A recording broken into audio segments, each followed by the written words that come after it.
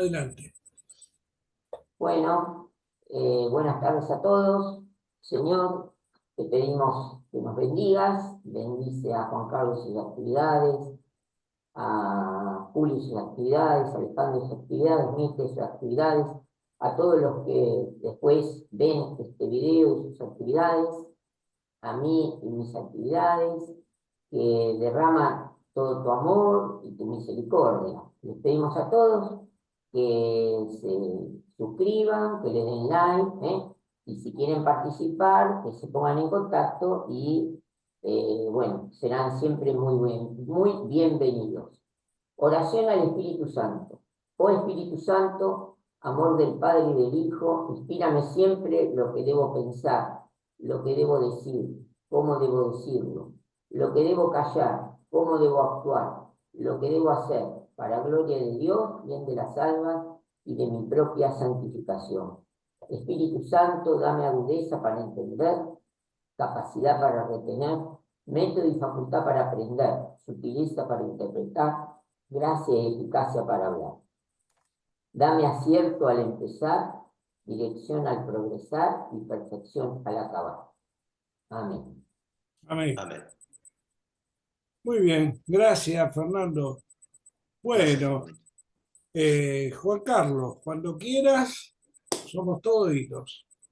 Bien, vamos a continuar con ya, digamos, los últimos encuentros que, por lo menos, de tratar el contenido del libro La Cena del Cordero, que es una aproximación muy, pero muy interesante del libro del Apocalipsis. Bueno, el título ya, La Cena del Cordero, la expresión cena, es muy importante. Yo quería, antes de ir directamente al tema, hablar del asunto de la cena, porque de los 4 evangelios, el de San Juan, que es distinto de los otros 3, el de San Juan resalta la persona de Jesucristo, ¿no es cierto? Y los otros tres son evangelios que proclaman el reino, hablan del reino. Y de las muchas actividades, acciones, consejos, de las muchas directivas que nos da Jesucristo en los evangelios, de todo lo que nos dice, hay una actividad que nos recomienda, digamos, yo diría por encima de las demás, o de un modo más destacado que las demás. Pues, habla de escudriñar las escrituras, de hacer el bien, de ayudar al pobre, de ayudar al desvalido. Jesús nos da muchas directivas, pero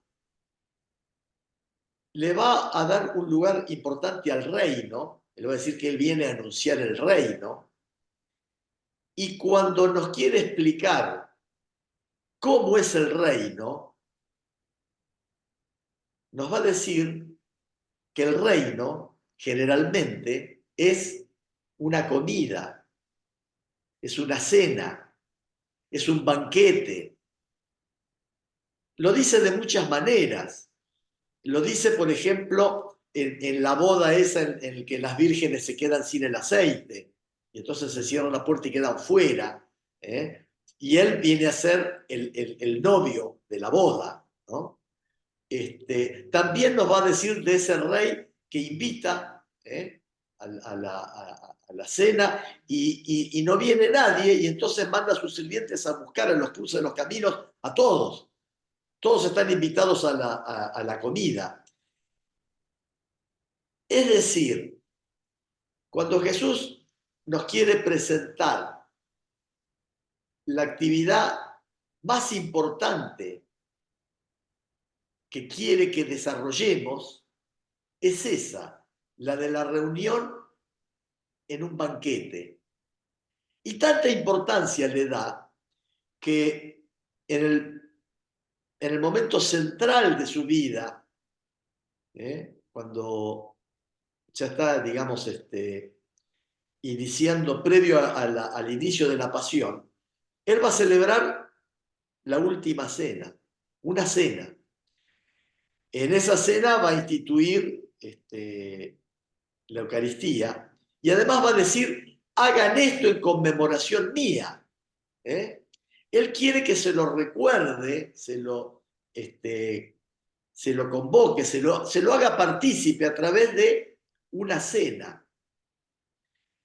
Por eso, este carácter central del encuentro con Dios, del encuentro con el cielo, del encuentro con los hermanos, en una cena. Alguna vez hablamos del encuentro del hombre con Dios. Yo recuerdo que Alejandro mencionó a Moisés en el Sinaí con la zarza ardiendo. Y está bien, hay muchos encuentros personales del alma individual con Dios. Pero el encuentro por excelencia que nos recomienda Jesús está en comunidad, está en un banquete. En ese banquete precisamente el mismo se ofrece como comida y nos pide que lo recordemos.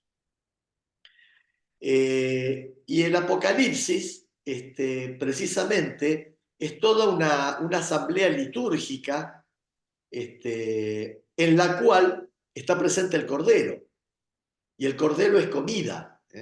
El Cordero era comida en la antigua alianza, conmemoraban la antigua alianza comiendo el Cordero Pascual, y también el Cordero cristiano es Jesucristo y también es comida en la celebración de la Pascua de la Nueva Alianza. Bueno, yo quería hacer notar un aspecto. Vamos a ver, habíamos dicho la vez pasada, habíamos visto qué elementos concretos del Apocalipsis se vinculaban con la misa, ¿no? Hoy en particular quiero llamar la atención sobre, en el libro del Apocalipsis, el capítulo 1, versículo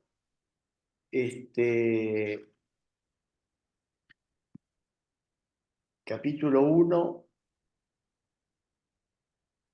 a ver dónde está. Capítulo 1, versículo 3, disculpen, capítulo 1, ya casi al comienzo del Apocalipsis, y dice, feliz el que lea estas palabras proféticas, y felices quienes las escuchan y hagan caso de este mensaje, porque el tiempo está cerca. Bueno, fíjense que acá en la escena habla de alguien que lee y muchos que escuchan.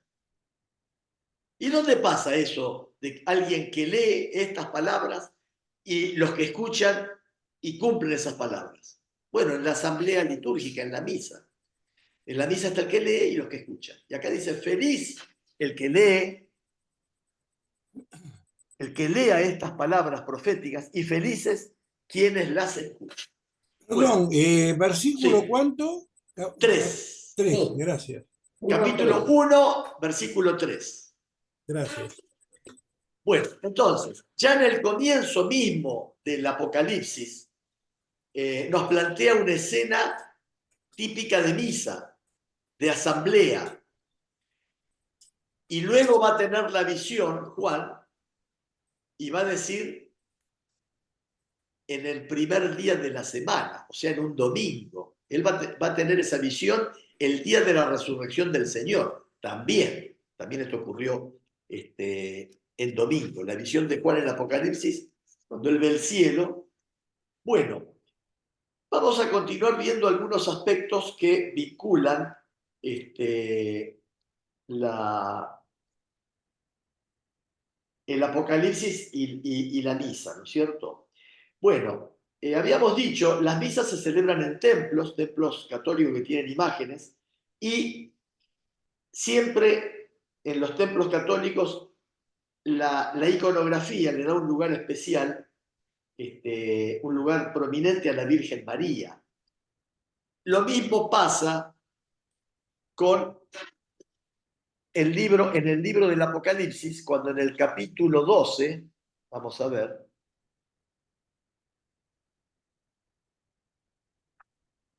En el capítulo 12, versículo 1, el Apocalipsis dice, apareció en el cielo una señal grandiosa, una mujer vestida del sol, con la luna bajo sus pies y una corona de 12 estrellas sobre su cabeza.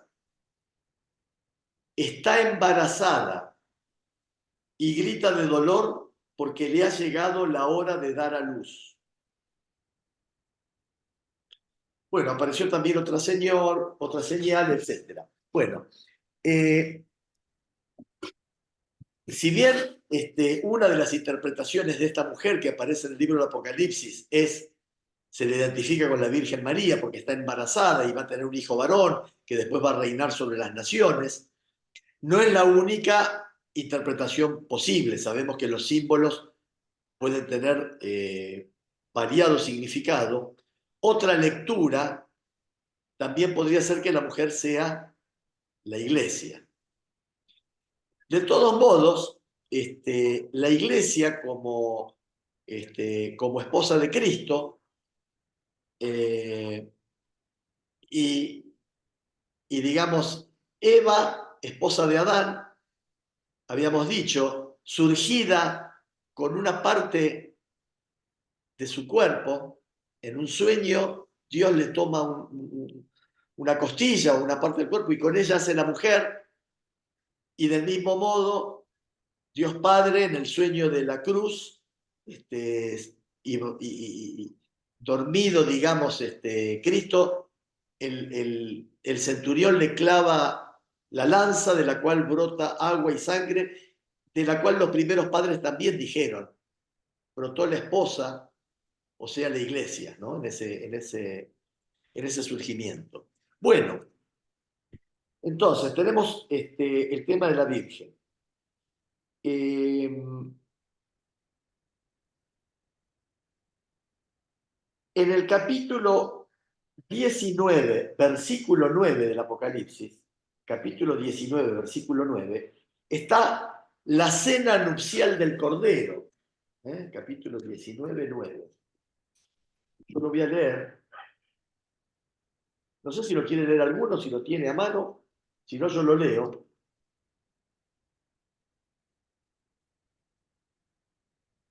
Acá tenemos 19, 9.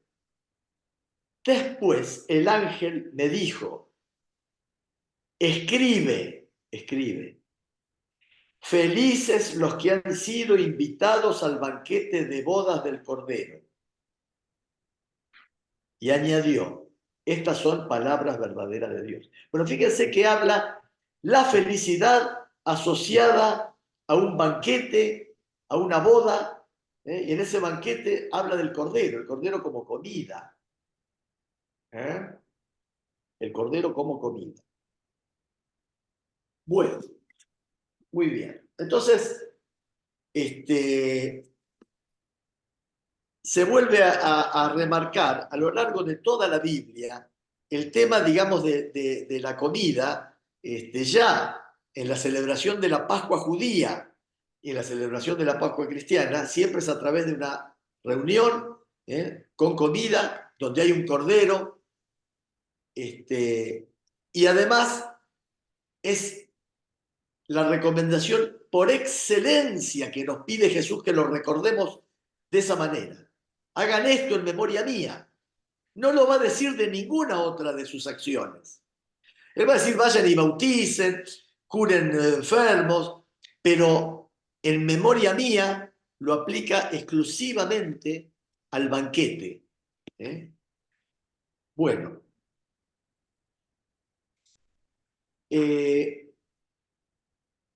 En conjunto, todos estos elementos que hemos ido mencionando, ¿se acuerdan cuando hablamos de los célibes, hablamos de las copas, hablamos de las vestiduras, los sacerdotes? Muchísimos elementos refieren el Apocalipsis a la misa. Es más,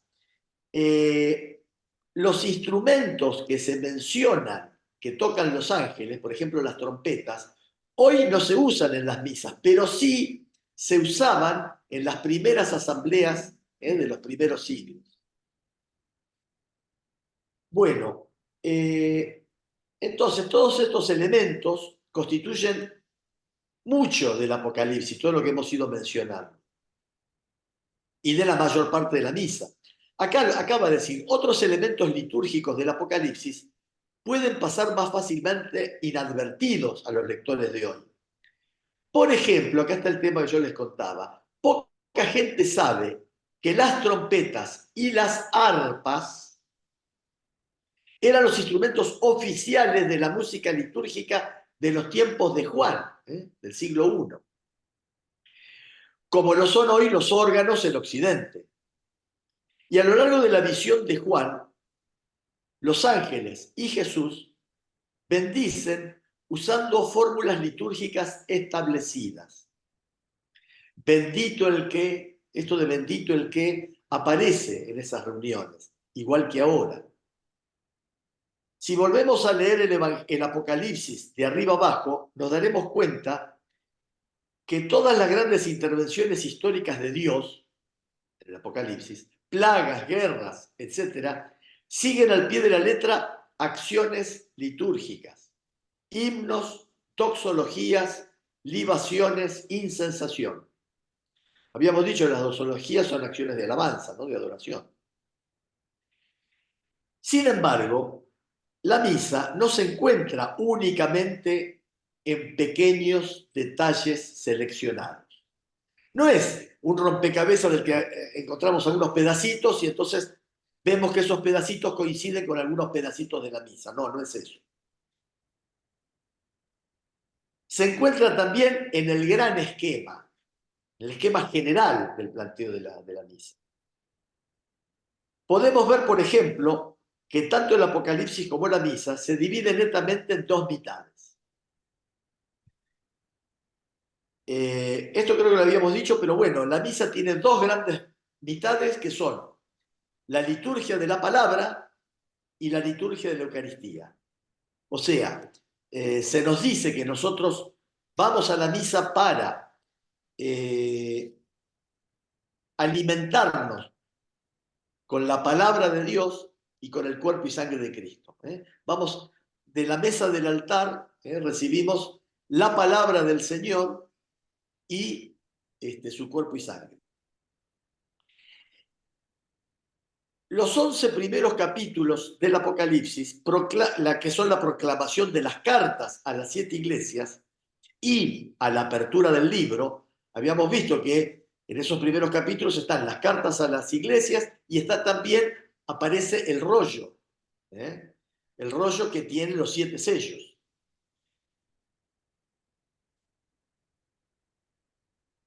Este énfasis en las lecturas hace de la primera parte una copia exacta de la liturgia de la palabra. Significativamente, los 3 primeros capítulos del Apocalipsis forman una especie de rito penitencial. En las 7 cartas a las iglesias, Jesús usa 8 veces la palabra arrepentimiento. Esta es una coincidencia también interesante entre el Apocalipsis y la misa. El primer rito que forma parte de la misa como parte de la liturgia de la palabra es prepararse para recibir la palabra de Dios y hay un acto de contrición, de arrepentimiento. El celebrante generalmente dice, para ser dignos de los misterios que vamos a celebrar, preparémonos pidiéndonos perdón por nuestros pecados. Bueno, ese pedido de perdón tiene su contraparte en el Apocalipsis con las 7 cartas a las iglesias donde el Señor pide arrepentimiento, pide acto de contrición. Esto recuerda las palabras de la antigua Didache.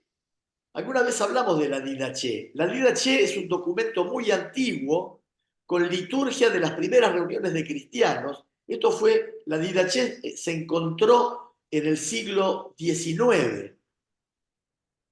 Y esa Didache es prácticamente un manual litúrgico del siglo I. Y la Didache dice, en primer lugar, confesad vuestras faltas, para que vuestro sacrificio sea puro. Incluso el comienzo de Juan supone que el libro será leído en voz alta por un lector en la asamblea litúrgica. Bendito el que lea en voz alta las palabras de esta profecía y benditos los que la oigan. Lo que habíamos dicho. Fíjense que la asamblea litúrgica tiene esto de el que lee y los que escuchan. Y felices el que lee y los que escuchan. La segunda mitad del Apocalipsis comienza en el capítulo 11 con la apertura del templo de Dios en el cielo.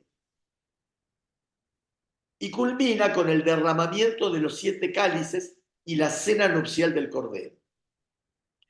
Con la apertura del cielo, los cálices y el banquete, la segunda parte ofrece una extraordinaria imagen de la liturgia eucarística.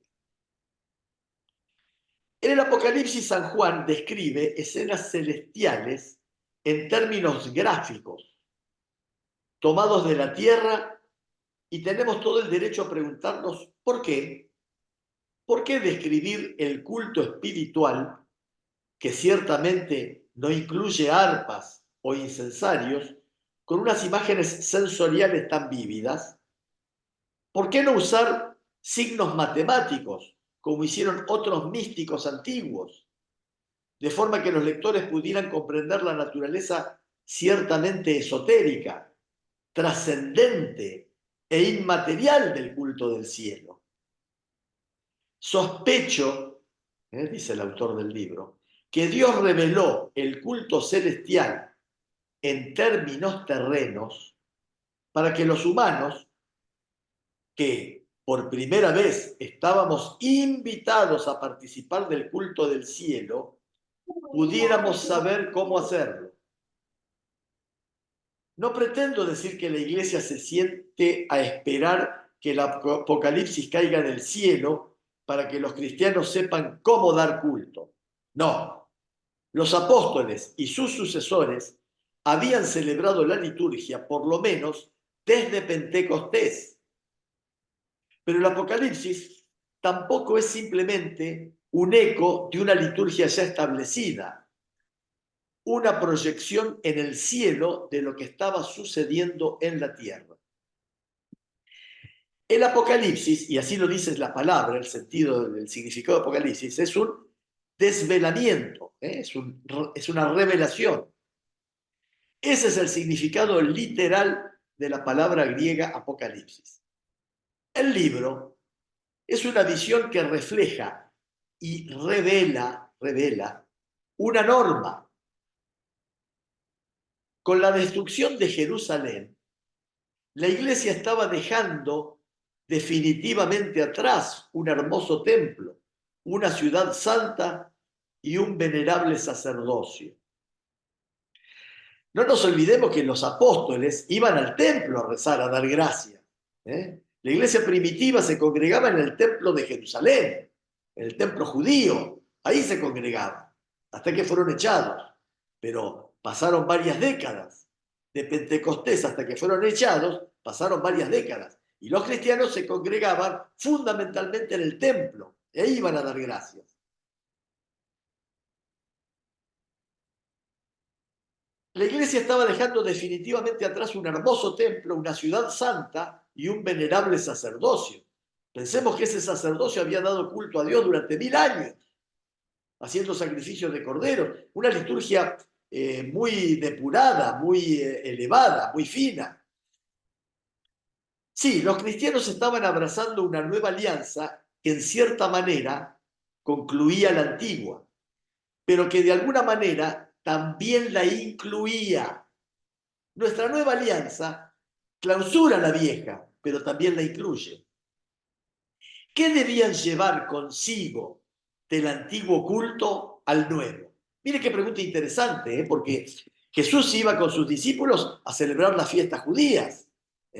Iba a celebrar la fiesta de las chozas, la de los tabernáculos. Estaban los 7 días de fiesta en Jerusalén. Es más, predicaba en el templo y en los alrededores del templo. Ellos celebraban toda la práctica judía, todo el culto judío, toda la liturgia judía. Entonces, ¿qué debían traer de esa antigua alianza a la nueva? En la nueva economía, algunas cosas habían sido claramente reemplazadas. Israel marcaba su alianza mediante la circuncisión. Circuncidaban a los niños al 8º día. La iglesia sellaba la nueva alianza por el bautismo. Acá vamos viendo cómo se producen algunos cambios. Israel celebraba el sábado como día de descanso y de culto. La iglesia celebraba el día del Señor, el domingo, el día de la resurrección. Israel conmemoraba la antigua Pascua una vez al año. La iglesia actualizaba la Pascua definitiva de Jesucristo en su celebración de la Eucaristía. Pero Jesús no se propuso acabar con todo lo que había en la antigua alianza. Por eso mismo estableció la iglesia. Él vino a intensificar, a internacionalizar e interiorizar el culto de Israel. Por eso, la encarnación daba una mayor significación a muchos de los rasgos de la antigua alianza. Por ejemplo, en adelante ya no habría en la tierra un santuario central. Los judíos siempre tenían, a partir de David, un santuario único centralizado. En cambio, el Apocalipsis muestra que Cristo Rey tiene su trono en el cielo, donde actúa como sumo sacerdote en el Santo de los Santos. Es muy importante que nos acordemos esto del tema del Santo de los Santos, porque para el pueblo de la Antigua Alianza, la presencia de Dios estaba en el Santo de los Santos y en ese sector estaba casualmente dentro del arca. Bueno, ya habíamos visto qué elementos indicaban la presencia de Dios allí. Pero, ¿qué quiere decir esto que la iglesia no puede tener edificios, personal, cirios, cálices o ornamentos? ¿Quiere decir eso? No. La rotunda respuesta del Apocalipsis es que podemos tener todas estas cosas, todas esas y también el cielo. Por eso en nuestros templos podemos tener todas estas cosas porque están en el Apocalipsis, están en el culto descrito en el libro del Apocalipsis. Así como en la antigua alianza celebraban y rendían culto, según dice en el libro del Éxodo y en el Levítico, por expresas directivas de Yahvé, el pueblo de la nueva alianza va a tener su liturgia, va a celebrar su culto, va a hacer su acto de adoración, su acto de congregación, con todos los elementos y todas las descripciones que nos da la liturgia del último libro del Nuevo Testamento, el libro del Apocalipsis. Bueno, vamos a ver esto de la celebración. En aquel entonces, estamos hablando en el momento, digamos, del siglo I, todo el mundo sabía dónde encontrar Jerusalén. Jerusalén era el lugar central.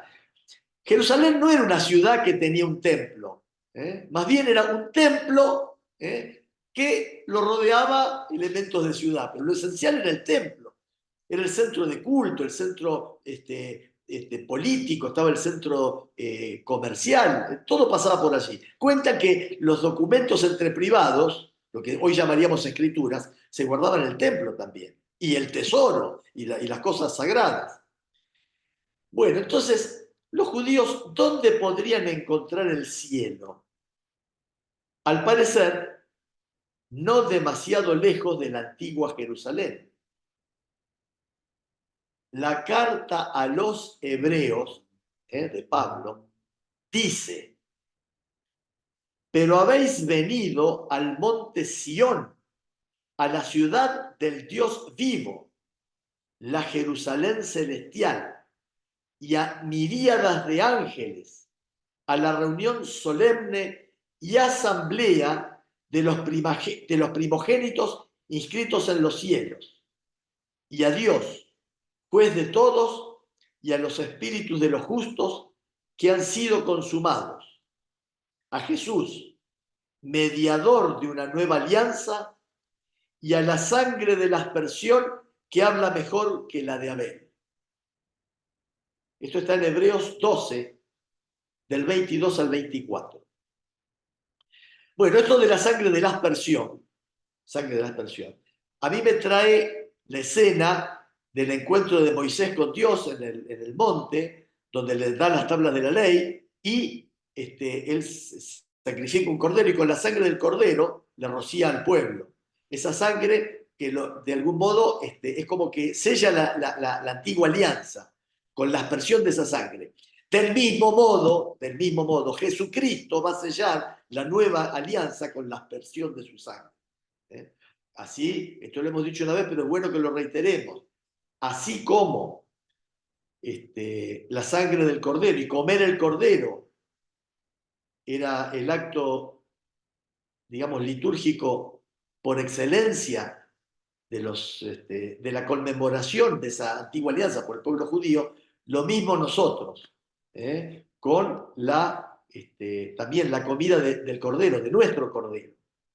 Claramente San Juan habla de Jesucristo como el cordero, y en el Apocalipsis aparece mencionado como 28 o 29 veces, el cordero. Bien, entonces, este pequeño párrafo que acabamos de leer del libro de la epístola a los Hebreos resume netamente todo el Apocalipsis. La comunión de santos y ángeles, el banquete, el juicio y la sangre de Cristo. Todo eso está presente en esos dos versículos de la carta a los Hebreos. Ahora, ¿dónde nos deja este pasaje? En el mismo sitio en que lo hizo el Apocalipsis.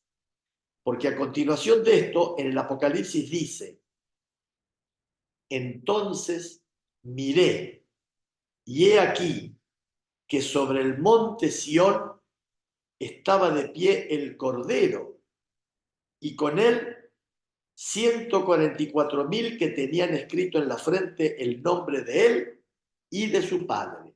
Esto está en Apocalipsis 14:1. Fíjense cómo tanto San Pablo va a hablar de la presencia del Cordero en el monte Sión, y también lo va a decir Juan en el libro del Apocalipsis. Todos los caminos que encontramos en la Sagrada Escritura parecen conducir a la ciudad del rey David, el monte Sión. Dios bendijo abundantemente a Sión en la antigua alianza. Porque el Señor ha escogido a Sión, la ha deseado para establecer su morada. Este es el lugar de mi descanso para siempre, aquí habitaré. Esto está en la Biblia. Es el Salmo 132, versículos 13 y 14. He puesto mi reino en Sión, mi monte santo. Salmo 2, versículo 6. En Sión, Dios establecería la casa real de David, cuyo reino duraría por todas las edades. Allí, Dios mismo habitaría para siempre entre su pueblo. Tengamos presente que Sión fue también el lugar en el que Jesús instituyó la Eucaristía y en el que descendió el Espíritu Santo en Pentecostés. Por eso, el Monte Santo fue aún más favorecido en la nueva economía. La última cena y Pentecostés fueron los dos acontecimientos que sellaron definitivamente la nueva alianza. Porque está el sacrificio de Cristo, la institución de la Eucaristía, y luego está la venida del Espíritu Santo y el nacimiento de la Iglesia. Ya el reino ya no lo va a anunciar más el Jesús hombre, el Jesucristo histórico, sino que ahora el mensaje va a estar a cargo de la Iglesia. Van a ser los apóstoles los que van a salir, los que van a bautizar. Cristo va a actuar ya a través de su Iglesia. Siempre hemos dicho que la Iglesia es la herramienta por la cual Cristo difunde sus dones, difunde su alma, difunde sus misterios, difunde su persona misma a través de la iglesia, es donada a la humanidad y especialmente a los creyentes. Tenemos que darnos cuenta que también el resto de Israel, los 144.000 que aparecen en Apocalipsis, en Apocalipsis 44, también aparecen en el monte Sión. Aunque en el Apocalipsis, en el capítulo 7, se les muestra en la Jerusalén celestial. Se trata de una curiosa discrepancia. ¿Dónde estaban en realidad? ¿En Sión o en el cielo? Y tenemos que buscar de nuevo la respuesta en la carta a los hebreos. En el capítulo 12 a los hebreos dice: habéis venido al monte Sión, la Jerusalén celestial. Entonces, esos dos lugares donde están los 144.000, en el monte Sión y en el cielo, en esos dos lugares aparecen los 144.000, resulta que esos dos lugares están unidos a través de la epístola de San Pablo a los hebreos. El monte Sión es la Jerusalén del cielo porque los acontecimientos que tuvieron lugar allí son los que provocaron la unión definitiva de cielo y tierra. La iglesia, acordémonos que en reuniones anteriores hemos dicho que la misa es el cielo en la tierra. Entonces están unidos el cielo y la tierra en la misa. En particular se nos dice, de esto hay testimonios de algunos santos que dicen que en el momento de la consagración descienden miles de ángeles y santos alabando a Cristo que está presente en el altar. En realidad, yo nunca he visto ángeles ni nada. Sin embargo, un ingeniero que conozco, que no es creyente ni practicante, sin embargo, él me contó una cosa curiosísima. Él dice que cuando tomó la primera comunión, la codeó a la hermana que estaba junto a él cuando van a comulgar y le dice: ¿lo ves? Y la hermana dice: ¿qué cosa? No veía nada la hermana. Y él dice que vio una imagen de Jesucristo. Es curioso, porque yo una vez le dije: bueno, ¿y a qué se parece? ¿Cómo es? Y le mostraba imágenes. No, y un día íbamos en el auto y pasamos por una iglesia que está al costado de la colectora de la General Paz.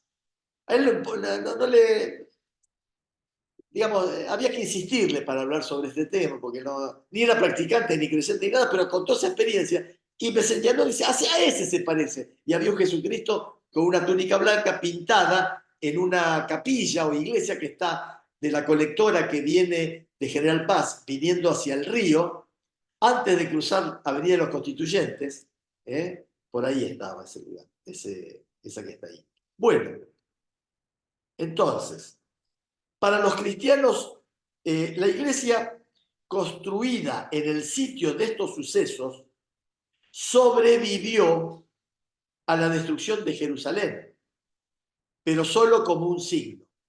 Para los cristianos de Judea, el sitio de la estancia superior era la pequeña iglesia de Dios dedicada al rey David y a Santiago, primer obispo de Jerusalén. Era una iglesia doméstica, donde se reunían los creyentes para partir el pan y para rezar.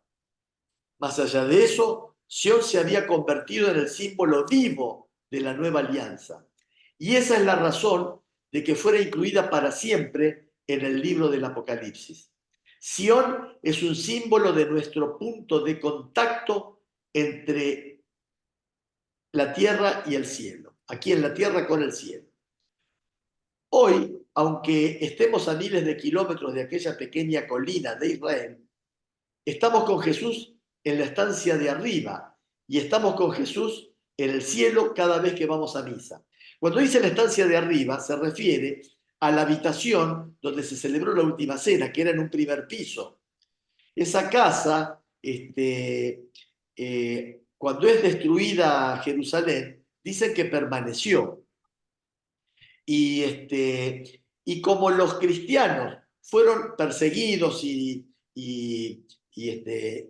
martirizados los apóstoles que estaban en Jerusalén y varios de los diáconos fueron martirizados, se produce una diáspora de cristianos, salvo los que quedaron ahí en esa casa donde se celebró la última cena. Esa diáspora de los cristianos los salvó de la destrucción de Jerusalén. Por eso se salvaron los cristianos, porque habían sido perseguidos y se desparramaron. Bien, esto es lo que fue desvelado en el libro del Apocalipsis, la unión del cielo y la tierra, consumada en la Sagrada Eucaristía. La primera palabra del libro resulta muy sugerente. El término Apocalipsis, traducido normalmente por revelación, significa literalmente descorrer un velo, desvelar, correr el velo. En tiempos de Juan, los judíos utilizaban habitualmente Apocalipsis para describir parte de sus festejos nupciales, que duraban una semana. El Apocalipsis era levantar el velo de la novia virgen, rito que tenía lugar inmediatamente antes de que se consumara el matrimonio mediante la unión sexual. Y eso es lo que quiere decir San Juan. Tan fuerte es la unión del cielo y la tierra que es como la unión fecunda y extasiada del amor de un esposo y su esposa. San Pablo describe a la iglesia como la esposa de Cristo. Esto está en Efesios capítulo 5. Y el Apocalipsis levanta el velo de esa esposa. El clímax del Apocalipsis entonces es la comunión de la iglesia y Cristo, la cena nupcial del Cordero. Apocalipsis 19:9. ¿Se acuerdan que lo leímos recién? Desde ese momento, el hombre se alza de la tierra para dar culto en el cielo. Y dice el Apocalipsis, entonces caía ¿a los pies de quién? Bueno, por el contexto sabemos que es a los pies del ángel, para adorarle. Fíjense, cae a los pies del ángel para adorarle. Esto lo escribe San Juan, pero me dijo, no lo hagas. Yo soy consiervo tuyo y de tus hermanos que mantienen el testimonio de Jesús. Eso está en Apocalipsis 19:10. Recordemos que la tradición de Israel tenía siempre a hombres que ejercían el culto a imitación de los ángeles. Ahora, como nos muestra el Apocalipsis, cielo y tierra participan juntos de un único acto de culto amoroso. Este Apocalipsis o desvelamiento nos remite al pasado, a la cruz. San Mateo señala que al morir Jesús, la cortina o el velo se rasgó en dos, de arriba a abajo. Esto está en Mateo 27:51. Por eso el santuario de Dios fue apocaliptizado o desvelado. Así como San Juan nos dice que el cielo es revelado, desvelado, unido a la tierra, también esa unión se va a producir, por lo que dice San Mateo, cuando se rompe el velo que separaba el santo del santísimo. ¿Se acuerdan que habíamos dicho que el templo de los judíos tenía dos sectores? Uno que era el santo, donde había mesas, altares, donde se hacían sacrificios de corderos, había menorás con velas, había también elementos de incienso, y había una gran cortina que tenía dibujados los ángeles. En realidad no eran ángeles, sino eran... bueno, eran sí ángeles, uso otra palabra. Ese gran cortinado, ese gran velo, separaba del Santísimo, que era el lugar por excelencia sagrado, porque ahí estaba la presencia de Dios. A ese ¿Serían los lugar habíamos... querubines? Los querubines, correcto. Bueno, los querubines estaban dibujados y adentro en el Santísimo estaban hechos de oro macizo. Y con sus dos alas, uno derecha y otro izquierda, como que cubrían el arca de la alianza. Y el arca del pacto estaba. En el arca de la alianza habíamos dicho que había 3 elementos. Yo esto lo quiero reiterar porque son elementos que vinculan, los va a vincular San Pablo. San Pablo es el que va a hacer las vinculaciones del antiguo culto con el nuevo, de la antigua alianza con la nueva alianza. Va a ser el que nos va a decir que Cristo es el nuevo Adán. Habíamos hablado de la tipología, que eran todos aquellos elementos de personajes, hechos, escenas, historias de la antigua alianza que eran resignificados en la nueva alianza, adquirían su plenitud en la nueva alianza. Ese santo de los santos, que era la presencia de Dios mismo, al cual ingresaba una única vez el sumo sacerdote, una única vez por año, y llevaba la sangre del chivo expiatorio. Fíjense que cuando Cristo muere en la cruz, se rasga ese velo, y entonces esto es el símbolo de que Dios, Jesucristo, por su mérito, por su sangre, restablece el vínculo con el Padre, el vínculo filial con el Padre. Volvemos a tener acceso al cielo. Y es lo que nos va a decir San Juan en el Apocalipsis, cuando ve en el cielo el templo y va a ver el arca de la antigua alianza y luego va a ver a María.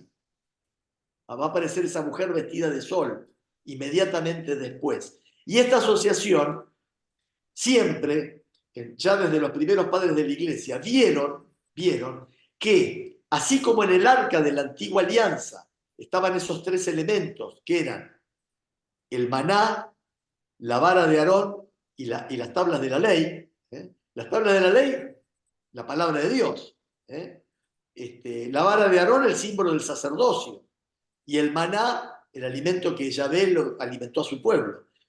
El cristianismo, los primeros padres, van a ver en ese maná, porque Jesús lo dijo, yo soy el pan bajado del cielo. Él se va a asociar, yo soy el pan bajado del cielo. Va a ser sumo sacerdote, eso va a estar dicho en reiteradísimas oportunidades por San Pablo. Y también el Apocalipsis nos va a presentar a Cristo como Cordero y como sumo sacerdote. Al comienzo está revestido como sumo sacerdote.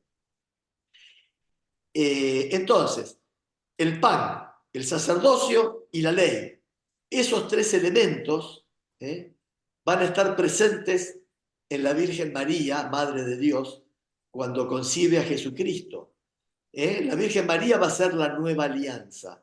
Por eso en el Apocalipsis aparecen asociados el arca de la antigua alianza y el arca de la nueva alianza. El arca de la nueva alianza va a ser la Virgen María. Esas 2 arcas aparecen vinculadas en el Apocalipsis. ¿Por qué? En la visión que ve del templo, Juan va a ver el arca de la antigua y luego va a ver a la Virgen, embarazada, va a decir, de ese niño que va a dominar en las naciones. Bien, entonces, el velo se rasga, nos dice San Mateo, y entonces, ¿qué es ese rasgado de velo? La unión del hombre con Dios. Se había roto la unión del hombre con Dios. El hombre fue echado del paraíso, pecó, Dios lo echó y puso 2 querubines a custodiar el árbol de la vida. Ese árbol de la vida va a aparecer de nuevo en el Apocalipsis. Cristo, al establecer la vinculación filial del hombre con el Padre, nos va a enseñar esa oración, el Padre Nuestro, nos va a enseñar que Dios es Padre, tenemos que hablar como hijos. Bueno, entonces, la redención de Jesús quitó el velo del Santo de los Santos, abriendo la presencia de Dios a todos los hombres. Cielo y tierra podían ahora unirse en un íntimo abrazo de amor. Las antiguas liturgias estaban impregnadas del lenguaje del cielo en la tierra. La liturgia de Santiago declara: hemos sido dignos de ser contados para entrar en el lugar del tabernáculo de tu gloria y estar donde el velo y mirar el santo de los santos. Esto está en unos escritos atribuidos a Santiago. La liturgia de los santos, Adai y Mari, añade, qué impresionante es hoy este lugar, porque esto no es otra cosa que la casa de Dios y la puerta del cielo, porque has sido visto cara a cara, Señor. Esto lo dice Eric Peterson en Los Ángeles y la liturgia. Es un libro editado en Nueva York en el año 64. Bueno, San Cirilo de Jerusalén, siglo V, estamos hablando de 400 y pico, ofrece una profunda meditación sobre la frase levantemos el corazón. En nuestras misas hay un momento donde el sacerdote dice levantemos el corazón al Señor. Bueno, esto ya en el siglo V, San Cirilo decía, esto lo dice San Cirilo, verdaderamente en este momento conviene tener el corazón levantado a Dios y no abajo, metido en los negocios de la tierra. Es lo mismo que si el sacerdote mandase que todos, al acercarse ese momento, apartasen de su corazón los cuidados y solicitudes de la vida y tuviesen el corazón en el cielo, pendiente de Dios misericordioso. Retomo el texto. Más aún, tenemos que estar como San Juan en Patmos. ¿Cómo es San Juan en Patmos? Es cuando tuvo esta visión, ¿no? Cuando oyó la voz desde el cielo que decía, sube aquí, en Apocalipsis 11:12. Eso es lo que significa levantemos el corazón. Cuando el sacerdote dice levantemos el corazón, es lo que sintió San Juan en el Apocalipsis cuando le dice, tiene la visión del cielo y le dice, sube aquí. Eso es lo que significa levantemos el corazón. Quiere decir abrir el corazón al cielo que está ante nosotros, como lo hizo San Juan. Levantad el corazón, pues, al culto en el espíritu. Porque en la liturgia dice el Liber Gadrum, este es otro libro de liturgia del siglo IV, dice así, el cuerpo es un templo escondido y el corazón es un altar escondido para el culto en espíritu. Sin embargo, ante todo tenemos que esforzarnos por recogernos. San Cirilo sigue, pero que nadie de vosotros se halle presente y cuando diga lo tenemos levantados hacia el Señor, porque es así, el sacerdote dice, ¿cómo dice Fernando? ¿Cómo es que dice? Lo tenemos levantado hacia el Señor. Eso es lo que responde la asamblea, Claro. ¿cierto? Ahí está, la asamblea dice, lo tenemos levantados hacia el Señor. Demos gracias al Señor. Demos gracias al Señor. Tenga su mente ocupada en las preocupaciones de esta vida. En ese momento, no tenemos que preocuparnos en la vida, tenemos que estar en ese momento litúrgico. Porque en todo tiempo deberíamos estar pensando en Dios. Mas si esto es imposible por nuestra flaqueza, o sea, el objetivo es tenerlo a Dios siempre presente, tenerlo siempre recordándolo, siempre dándole gracias. Hay otro momento de la iglesia donde dice, es nuestro deber y salvación siempre darte gracias en todo momento y lugar. Siempre en todo momento, siempre en todo lugar. Siempre y en todo lugar. Siempre deberíamos tener presente a Dios, pero por nuestra flaqueza nos distraemos. Entonces dice, como es imposible por nuestra flaqueza, esforcémonos por lo menos en estos momentos por mantener nuestra atención. Amén. Dicho sencillamente, deberíamos hacer caso de la rotunda frase de la liturgia bizantina. Sabiduría, atención. En la liturgia oriental, cuando llega ese momento, en lugar de decir levantemos nuestro corazón al Señor, ellos dicen sabiduría, atención. Amén. Muy Sí. bien, Juan Carlos. Muy Atención. interesante. Ya Te estamos en comento tiempo. que ya casi es la Sí. hora, ¿eh? Bueno. Y Entonces, sí, quería hacer algunos comentarios antes de terminar. sí, lo vamos a hacer. Digo esta última oración que dice acá, que dice: y estemos atentos, porque el Apocalipsis, más que información, es desvelación, es correr el velo. Es una invitación personal dirigida a ti y a mí desde toda la eternidad. Es Jesús el que nos invita. Es cuando dice: mira, estoy a la puerta y llamo. Si alguien escucha mi voz y abre la puerta, yo entraré, cenaré con él y él conmigo. Bueno, Muy bien, muy bien. hacemos los comentarios entre todos. Perfecto, muy bien. Muchas gracias, Juan Carlos. Bueno, quería Gracias a ustedes por compartir este. no comentarle de paso que me imagino que no será la última vez que vas a hablar de esto, hay mucho más en esto. Bueno, si les parece que Sí, ese corresponde, tema que continúe, da con para gusto. mucho, Sí, porque yo les cuento una cosa. Nosotros hemos leído ¿no? Que es la Cena del Cordero, ¿no? Ahora, yo empecé a leer, todavía me falta bastante, pero tengo este que dice, no sé si se alcanza a leer ahí, es Por los senderos del Apocalipsis. Y este es un estudio casi versículo por versículo, donde hace alusión al aspecto litúrgico del Apocalipsis, pero también hace alusión, sobre todo, a la riqueza del simbolismo del Apocalipsis y a la riqueza de su mensaje perfecto. profundo, ¿no? Bueno, Bueno, contamos con eso para el año que viene. Así que prepárate, bueno, afilate, contamos con vos. bueno. Perfecto. En el orden que estábamos llevando, empezaría usted, Fernando, el año que viene, Sí, porque la anterior estuve yo. Ahora le claro, toca a sí, Juan Carlos, correcto. o sea que la próxima sería usted, ¿puede ser? Le Sí, digo, sí, si no, cambiamos, no hay problema. sí. Bueno, perfecto.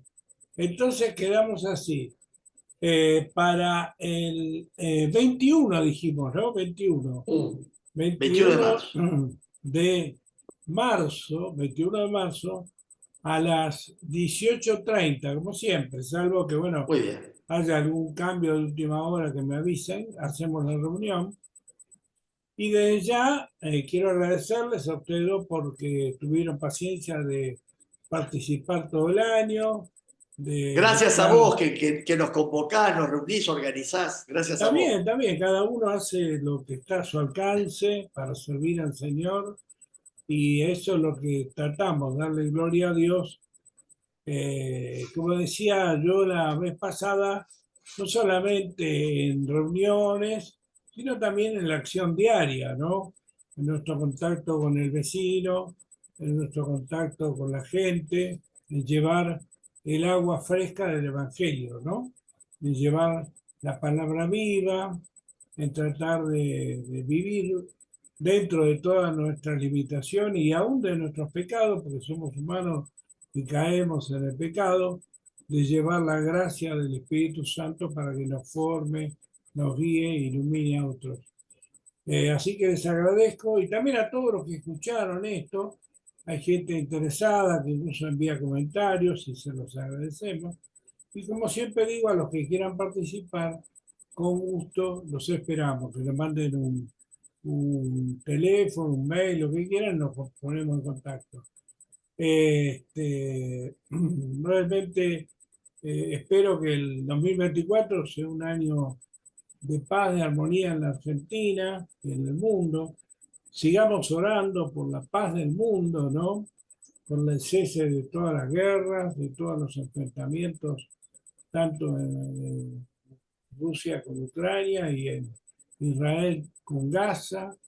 Lo mismo de paz y armonía en la Argentina, oremos por el gobierno, que sepa administrar en paz este país y sepa no aplicar un ajuste que genere mucho resentimiento en la gente que sepa escuchar al pueblo y que en definitiva proteja a la gente, porque en definitiva la función del gobierno no es enriquecerse, ni enriquecer a algunos sectores, sino en definitiva es proteger al pueblo, porque si el gobierno está, es para cuidar a la gente y cuidar al pueblo, que sepa hacer eso. Ellos dicen que hacen todo esto por la gente, que sea verdad, porque la gente se da cuenta y entonces los va a apoyar.